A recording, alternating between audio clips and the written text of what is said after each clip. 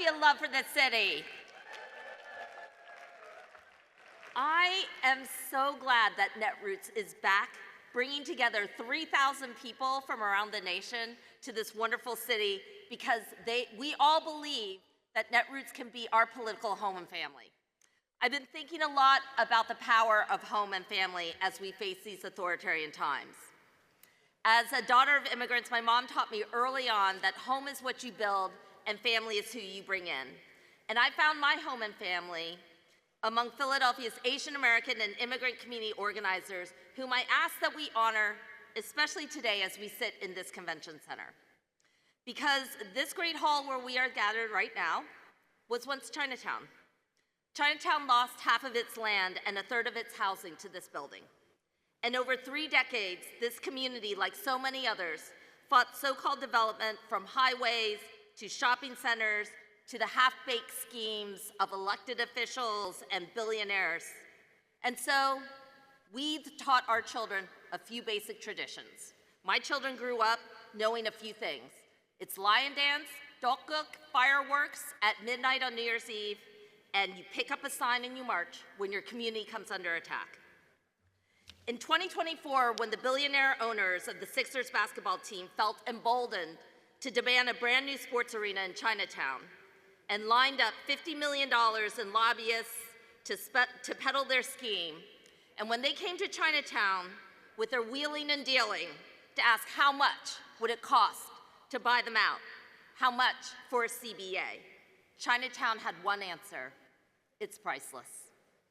So from Philly to Minneapolis, from college campuses to Collegetown County, South Carolina, the fights against authoritarianism, the whims of billionaires, and for all of our priceless communities is going to be local. Listening to Wintana Malekin and Minister Amari at last night's keynote was a deep reminder that while there is so clearly an authoritarian playbook out there, built off the exploitation and harm to Black, brown, immigrant bodies and lives, the counter to it lies in our ability to nurture a creative resistance and leverage long-cultivated relationships no money can buy and hasn't yet been written.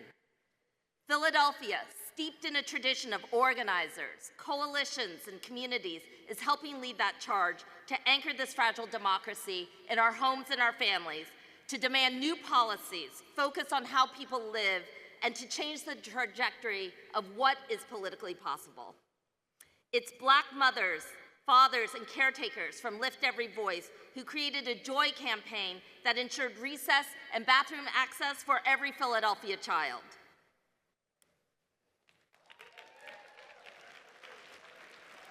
It is the hotel and hospitality workers of Unite Here, many of whom are immigrants, who are demanding the right to a union, fair wages, and health care. And I ask every one of us to meet downstairs in the lobby right after this session to join them in a demonstration.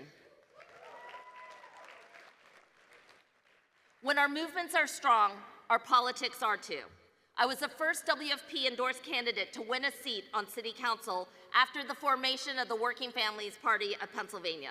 4 years later, I proudly endorsed my colleague Kendra Brooks because that's how you grow a family. And since Netroots was last here in 2019, WFP candidates Kendra Brooks and Nicholas O'Rourke have replaced all the at-large Republicans on our City Council. Nikhil Saval became the first DSA elected to the Pennsylvania Senate, with Rick Krajewski, Andre Carroll, Elizabeth Fiedler, and more in the State House of Representatives. Larry Krasner has won his 3rd term as district attorney. Chris Rabb is headed to the House of Representatives. And believe us when we say that this city will anchor the fight for a certain Senate seat in 2028. Communities have always shaped our politics. So maybe let's shift our understanding that when DC has become noise, a county commission meeting can be agency.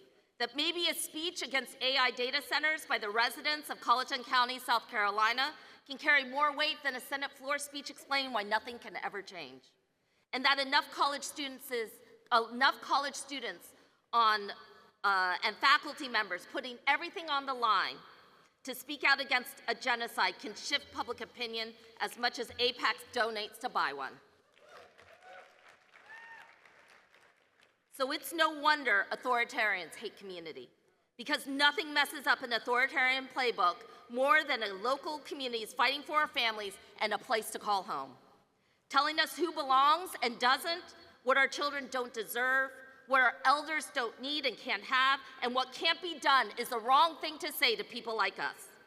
The new democratic order that we are building believes in universal childcare, in funded public schools, free transit, healthcare, and truly affordable housing. The new democratic order we are building will invest in and protect our natural resource and won't sacrifice our planet to those AI data centers, mass detention facilities, and shrines to billionaires. The new democratic order that we are growing centers racial justice, trans rights, and we will always remain a proud nation of immigrants, and we will abolish ICE. A new democratic order won't put one more dime towards the genocide and endless wars. As my colleague Tariq Habash from A New Policy wrote, we cannot look away, because the world that we tolerate for others will be the world we ultimately inhabit ourselves. Our new democratic order will not wait, because if the history of this convention center on stolen land has something to teach us, it is that we must be bold and fearless about making change whenever we have a chance to do so. Thank you very much, Netroots. We'll see you soon.